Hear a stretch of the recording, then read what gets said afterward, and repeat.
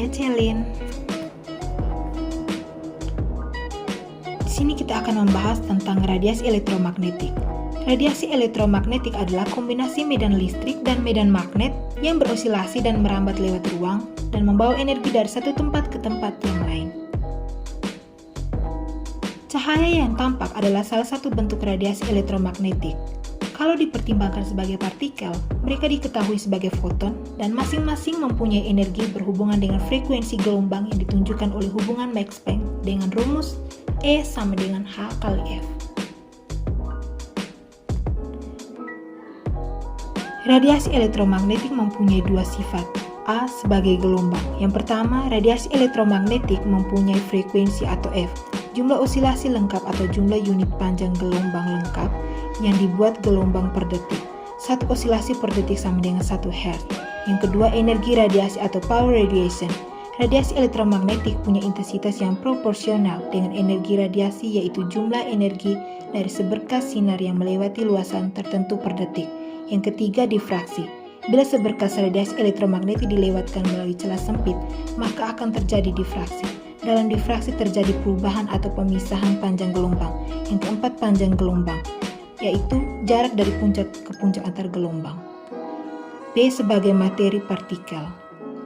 Yang pertama, radiasi elektromagnetik memiliki energi radiasi. Energi radiasi elektromagnetik dipancarkan dalam bentuk kuanta atau atau foton. Energi satu foton hanya akan bergantung pada frekuensi. Yang kedua, sifat partikel dari radiasi elektromagnetik ditunjukkan dengan efek fotolistrik. Dengan rumusnya sebagai berikut.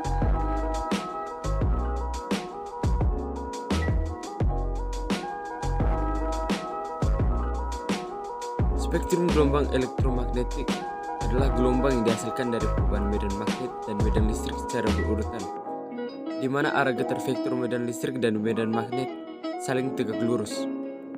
Spektrum elektromagnetik adalah rentang semua radiasi elektromagnetik yang mungkin. Spektrum elektromagnetik dapat dijelaskan dalam panjang gelombang, frekuensi, atau tenaga per foton.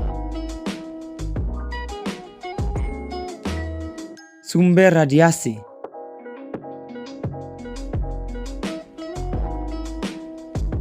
Sumber radiasi elektromagnetik berasal dari cahaya atau sinar matahari. Spektrum cahaya matahari dapat diuraikan sebagai berikut. 1. Gelombang radio. Gelombang radio dihasilkan oleh muatan-muatan listrik yang dipercepat melalui kawat-kawat penghantar. Gelombang radio ini dipancarkan dari antena dan diterima oleh antena pula. 2. Gelombang mikro. Gelombang mikro adalah gelombang radio dengan frekuensi paling tinggi, yaitu di atas 3 GHz. Gelombang mikro juga dimanfaatkan pada pesawat radar. Radar berarti mencari dan menentukan jejak sebuah benda dengan menggunakan gelombang mikro.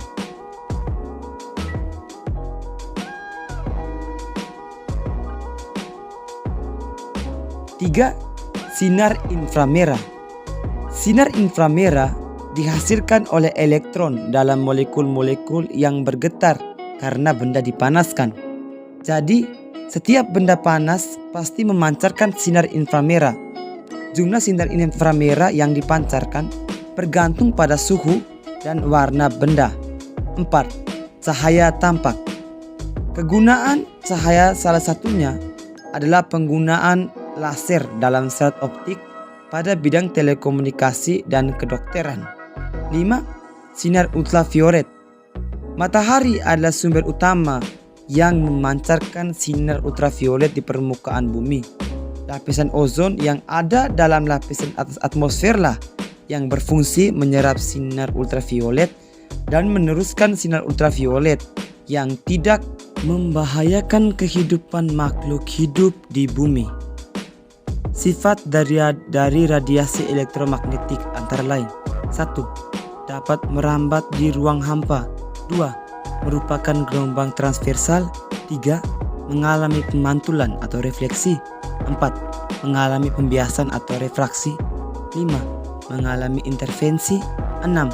Mengalami lenturan atau difraksi. 7. Arah kerambatannya tidak ditentukan oleh medan listrik maupun medan magnet.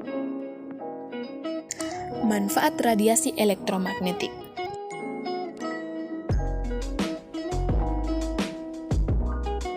Manfaat radiasi elektromagnetik adalah 1. Gelombang radio MF dan HF untuk komunikasi radio yang memanfaatkan sifat gelombang MF dan HF yang dapat dipantulkan oleh lapisan ionosfer hingga dapat mencapai tempat yang jauh.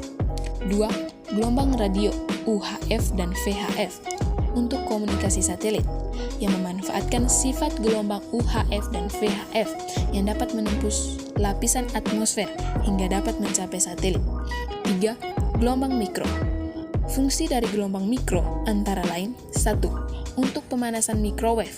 2. Untuk menganalisa struktur atomik dan molekul. 3. Dapat digunakan untuk mengukur kedalaman laut. 4. Digunakan pada rangkaian televisi. 5. Untuk komunikasi radar atau radio detection and ranging. 4. Sinar inframerah. Kegunaan dari sinar inframerah antara lain 1. Untuk terapi fisik, menyembuhkan penyakit cacar dan encok atau physical therapy. 2. Untuk fotografi pemetaan sumber daya alam, mendeteksi tanaman yang tumbuh di bumi dengan detail. 3. Untuk fotografi diagnosa penyakit. 4. Digunakan pada remote control berbagai peralatan seperti alarm pencuri. 5. Mengeringkan cat kendaraan dengan cepat pada industri otomotif. 6. Pada bidang militer, dibuat teleskop inframerah yang digunakan untuk melihat di tempat yang gelap atau berkabut, dan juga dimanfaatkan satelit untuk memotret permukaan bumi. Sinar tampak. Sinar tampak atau cahaya adalah sinar yang dapat membantu penglihatan. Manfaat dari sinar tampak adalah 1. Membantu penglihatan mata manusia.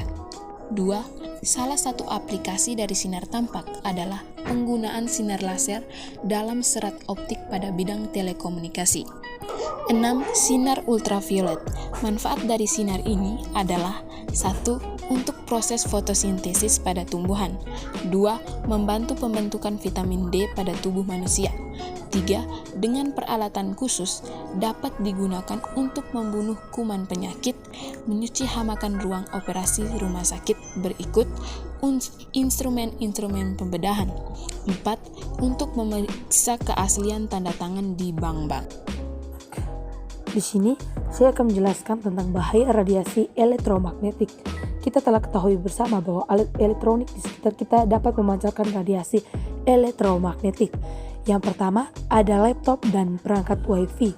Ada beberapa bahaya yang ditimbulkan oleh radiasi elektromagnetik ialah dapat menyebabkan nyeri kepala, insomnia, mual-mual, kerusakan kromosom, mengurangi konsentrasi, menurunkan memori otak, dan memicu kanker. Yang kedua ada handphone. Ada beberapa masalah kesehatan. Yang pertama dapat mengurangi produksi sperma. Bagi Anda kaum pria, sebaiknya Anda mengetahui bahwa radiasi HP bisa mengurangi produksi sperma Anda. Sperma menjadi tidak subur sehingga mengurangi presentasi melahirkan keturunan. Yang kedua, bagi ibu hamil dan anak-anak, sebaiknya bagi mereka dapat menghindari radiasi elektromagnetik HP yang berlebihan. Hal ini dapat mengganggu pembentukan janin di dalam kandungan. Yang berikutnya ada dapat mengganggu ingatan manusia. Saat Anda menelpon dengan HP yang cukup lama, maka HP akan mencari sinyal secara terus-menerus dan menyebabkan radiasi.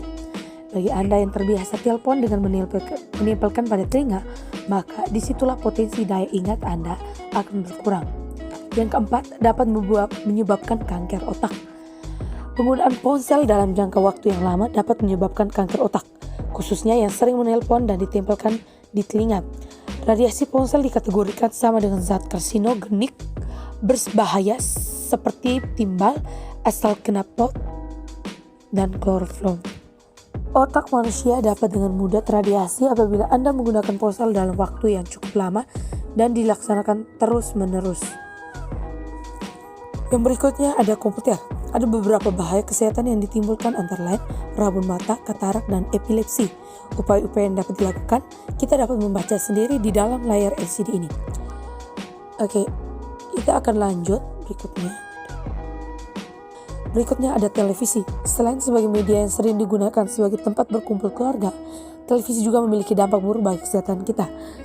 Sinar biru yang dihasilkan oleh layar televisi dapat menimbulkan luka fotokimia pada retina mata. Sekian dan terima kasih.